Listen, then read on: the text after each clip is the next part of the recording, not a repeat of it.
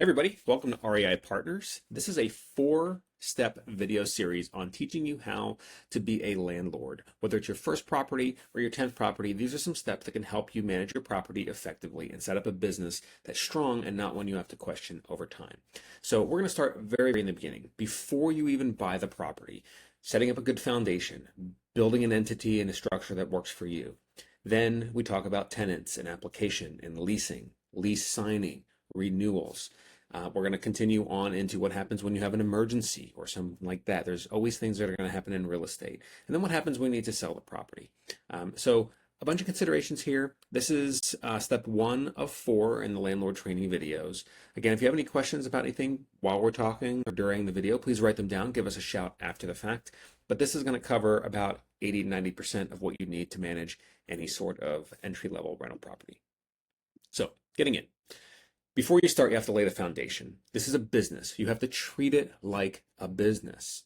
Don't get into this to be a hobby because things can go sideways and you can get burned really quick. You can also have great success if you set up a good structure with a strong foundation early on. Think like a business owner. It's not a hobby. You're running a business. There's legal parts to consider. There's finances. There's expenses. All of these are parts that your brain needs to start thinking about long before you even identify a property. Talk with your accountant, talk with your attorney, and that's a huge disclaimer we're going to have all over the place here. These are very state, local, and even national specific rules that you should consider when getting into rental real estate. Talk to your appropriate parties and make sure what you're doing, including the paperwork you're creating, is applicable for your situation. We highly recommend purchasing your real estate in an entity. Doing this allows you to separate your liability with the property from your personal liability as your person. So, for example, if you put a property in an LLC, it is owned wholly by the LLC as long as it's run correctly. Your personal assets should, in theory, not be exposed to any liabilities, debts, or lawsuits to the LLC. Of course, if there's any gross negligence on the partners or the members of the LLC, you can always have a lawyer that will punch right through that. So make sure if you're going to operate in an LLC, you do it very clearly and you follow the rules set forth by your attorney and your accountant, because you do not want to pierce that corporate veil. The corporate veil is that bubble around an entity that protects it and the bubble around you. And those bubbles can never connect. If they do, that's a problem. Funds transferring between businesses, expenses, it's not really good stuff. So if you're going to do this, do it right. If you have a piece of real estate in your personal name, you can set up a DBA or a doing business as. You can own the house in your name, but then you can rent it out to people under something else, like a business name that you choose. Again, run it past your attorney. But if you have it in an LLC, a trust, or a corporation, or any sort of entity, you don't have to do that. It's already in its own entity. That will allow some sort of legal line to be drawn between you and your stuff and it and its stuff. Branding is also great. You can have branding on leases. It looks very formal, communications, voicemail, all this stuff. You can look, act, and you definitely should be operating as your own business, which over time will have credibility and build. Consistency is huge, as with all things in business. It's going to build professionalism and confidence in the tenants and your business partners until you grow your brand. If you don't have any ambitions to grow bigger, that's perfectly fine. Make sure you have pride in the small portfolio that you do have, because it could still go sideways at any point. Huge point number 1. Setting up the LLC or an entity, put your real estate in, is very important. But once you have that, operate like the business. You do not want anyone to have your personal cell phone number. That is a big mistake. From day one, have a automated voice or a Google Voice number, something like that, or a burner phone that you can have some sort of business reliable communication through, and get it automated. Do not say your name. Do not say anything other than the company name, and very simple. If this is an emergency, call 911. If you have a tenant concern, press 1, and then set up the menu. Act like a real business. If you have your personal cell phone number out there, everybody's going to have it. You're going to be completely overwhelmed over time. Same thing with the email account. Create an email account that is specific to this property or to this entity. Make sure your personal email is on no documents. Keep all of the related stuff in that email account, from utilities to tenant communications to mortgage documents. Keep it all there. Again, no personal contact. Your mailing address is the same as the other two. This needs to be a address that is not your home. A P.O. box is not a formal address for an entity, at least in Pennsylvania. Talk to your attorney, but you cannot have a P.O. box as the formal address on record of an LLC. You can have it as the mailing address, but you're still going to have another place that they can serve mail, specifically legal notice. UPS, however, offers a service that is essentially a registered agent. They're always staffed, they can sign on your behalf, and they can actually be called your legal residence for the purpose of business address. All of our companies are based in UPS boxes. Some are virtual, some are real, but it's an actual address that is not my home and not the property that that business lives at and can receive legal notice on our behalf. It's not cheap, a few $100s a year for that service, but then your address is completely anonymous. You can stop in to grab your mail. You can even have them forward it to you for a small fee every week, every month, whatever you happen to be. But get that on file earlier than later and make sure your address is not on file with your tenants. Finances, huge. Separate personal finances from business and keep it that way forever. If you're going to open a checking account because the property's in your personal name, open an account for that property. Do not commingle funds with your own accounts. Put everything in there. Expenses go out of that account. Income from the tenants comes into that account, and everything related to the property goes in there. Keep it clean. If you have an entity like a LLC, trust, or otherwise a corporation, that LLC will have to have its own bank account. Create a secondary account for security deposits because it is required that they kept separate or be kept separate because they're not your property. They're a liability. And some states, most of them, have requirements as to how those are kept and where they are kept. So keep separate bank accounts for everything. One for the checking operations, one for the savings and everything else, and keep enough in there for emergencies. We'll talk about that in the next video. Name the bank account, make sure it's separate so that everything looks good, and enable online banking and statements for documentation.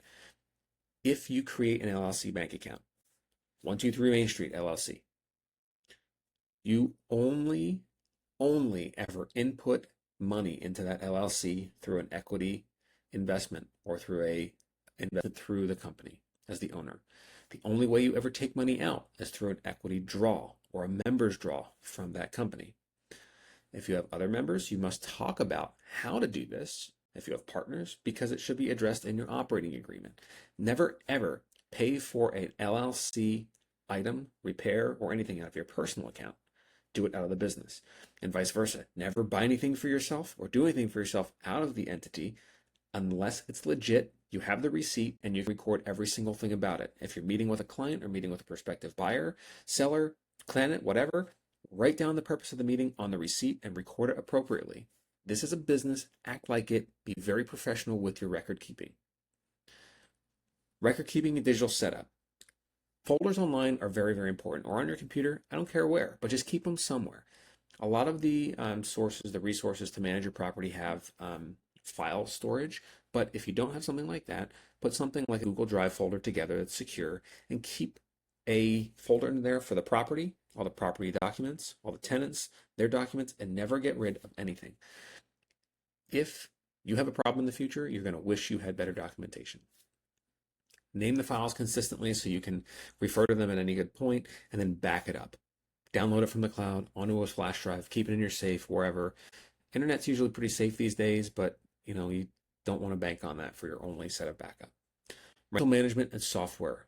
This is huge. Unless you want to run based on a phone and an Excel spreadsheet and with like Cash Apps or PayPal for rent, those are okay, but there's better services out there and they're completely free and much easier to use than that stuff for landlords.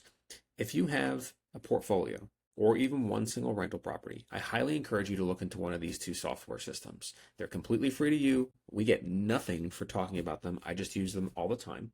Apartments.com and Zillow Rental Manager basically do the same thing through two different avenues. They are all inclusive self-management tools for you. They allow you to list properties, collect rent, screen tenants, all from the same app. They're completely free to use as a landlord. The way they make money is the tenant pays an application fee when they apply to your unit, and they actually hold this rent from the tenant for 3 to 6 days before they give it to you into your bank account. That allows them to take that money for just a few days and earn interest on it. Times thousands of other apartments, that's how they make money. So it works religiously.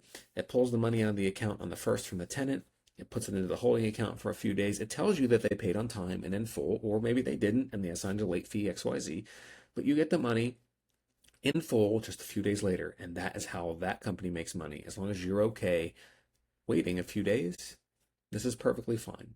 And if 3 to 6 days not getting your money is going to make or break your business, something else is very, very wrong.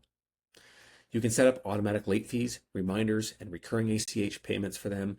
They can pay via credit card and all these other cool things through these apps. And then you don't have to touch their checking account. You don't ever need to worry about paper, checks, cash, or any of that other stuff. Use these services. They are huge.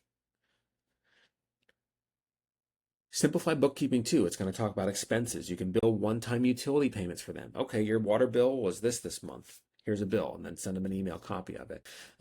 They're very valuable in the first year when you're learning the systems, and you don't have to technically pay for property management when you're using this because it's all free. After the LLC is formed, you will be able to do whatever you want in that business. But let's say you bought a property in your personal name and you want to transfer it to your LLC. That might be possible. However, just keep in mind there are financial impacts to this. Talk to your attorney and your accountant about this.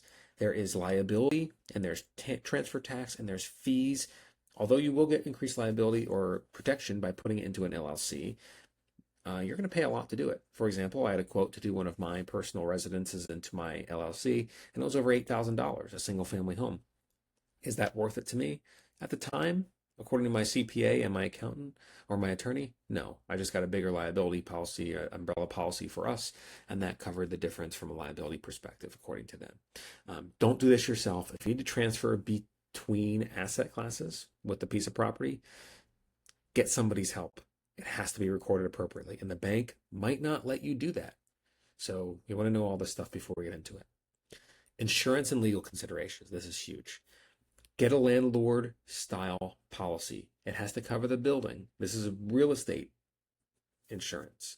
It has to cover the building. It has to cover a minimum of the rebuild cost plus everything else. So you want to make sure you have coverage for mold, make sure you have coverage for asbestos, and always make sure you have coverage for lost rent or lost income due to issues like fire or flood.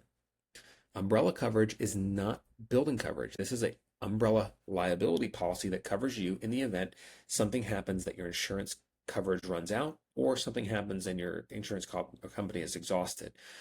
If you have multiple properties or have a high net worth, umbrella policies are invaluable. The lease documents and pet renter's insurance, you got to have this stuff done in advance. We're going to talk specifically about these in the next video, but they definitely need to comply with the laws. And part of this is renter's insurance. You need to have your renters show proof of renter's insurance before they move in. It is a huge liability if they don't. Mindset. You have to be prepared to run a business. You're not a landlord, you're providing a service. Treat tenants with professionalism, but don't become emotionally attached to them. You have a business to run. You don't have a friendship to get. Respect your time, set office hours. Do not answer a phone after hours unless it's an emergency. Set auto replies and set the expectations from the very, very beginning. Verbal agreements are useless. Text, emails, and signed forms are the safety net, and they're the only thing you're going to be able to reference in court. If you have a phone call with a tenant, follow it up with an email or a text summarizing what happened and say, hey, per our conversation at 3 o'clock, this is what we talked about. Always write it down. If it's not written down, it did not happen. Before closing, I'm going to talk about utilities. If there are owner-paid utilities, you have to figure that out and get them in your name before settlement. In municipalities where water, sewer, trash come to the property, they typically stay in the owner's name. You have to figure that out beforehand because you need to start making sure who pays what bill. If tenants have natural gas or electricity, those typically can go on their name as long as they're submetered, and make sure those are set up before settlement. If you buy a property with tenants in place, they're already going to be in place for them, but you as the owner are going to be responsible for other things. You want to make sure all these are switched over the day of settlement. Coordinate with a title company. They're going to be able to help you with a lot of this stuff, especially if there's any liens on the prior owner stuff. They are not going to have any sort of control over this. Some areas are going to require lien certifications prior to closing, especially for water bills. They're going to want to make sure this is completely taken care of. Local utility rules. Some towns don't shut off the water, they just keep billing. Some will shut off the water and you could be screwed. confirm if they're allowed to put the tenants or the gas and electric in the name, and then do it. If the property is tenant occupied, send a tenant intro packet beforehand, welcome letter, update information, maintenance request, and contact information. Say you're going to be getting a invitation from Zillow or apartments.com to upload and start rent payments that way, and include a copy of their current lease and rate terms. You cannot change any terms of a lease that is in progress, even a month to month, without both parties in writing approving it. So if you're 6 months into a 12-month lease and you bought that property, you are buying that property for another 6 months until you can change anything. So just keep that in mind. Always verify the stuff before you buy it because you need to know what you're getting into. Security deposits are very important. Ask the seller for proof, where it's coming from, and any disclosures that are required. That should come to you at settlement through the form of a credit. Provide tenants with a receipt stating how much money is held by you and the account on where it is. Most leases will specify this. You can't change anything mid-lease, and it has to be honored. You just don't want to do this. If there's an opportunity to maybe improve the property, maybe you can encourage someone through like a cash for keys program to leave. But again, they don't have to leave, and you're not going to win that battle if it goes to court. Closing prep, you got to walk through. Check it out. Look at the units. Is it vacant? Do your own inspection. Take blanket pictures and videos. This is your baseline. This is what you're going to refer to when things happen in the future. Okay, there was a problem here. This is how we're going to look at the unit. Bring a checklist. Check smoke detectors, CO, locks, HVAC, everything. Make a note and then fix it. Do not let these properties go without fixing these small issues. A tenant is not going to come in, move into this property, and pay you if there's things broken. Do not be that landlord. Do not run your business that way, or it is going to play out in the end. Confirm and document all utilities beforehand. Give them keys, garage openers, anything you have. After you do the move-in checklist, they've applied, and you're happy with them. We're going to go through this in more detail. Tenant relationship is huge. Hand deliver your introduction letter. Smile, be firm but professional. They need to know the boundaries. They need to know that if they are late on their rent, you will enforce the lease. Being a nice person and being stern are two totally different things. You can get walked over, and the second you start allowing things to happen, it's going to be expected, and that is how your business is going to be assumed by the tenant. So be firm but professional. So in summary, this is your foundation. Every step's going to get harder as you go, but if you start with a good foundation, it is definitely going to help you set up for success. So setting up the business today, like you're going to have 10 tomorrow, is huge. And that's how sustainable investing really starts. So this is the first training video on summarizing and creating your entity. We're going to cover how to prepare the property for rent and start marketing to find tenants later. So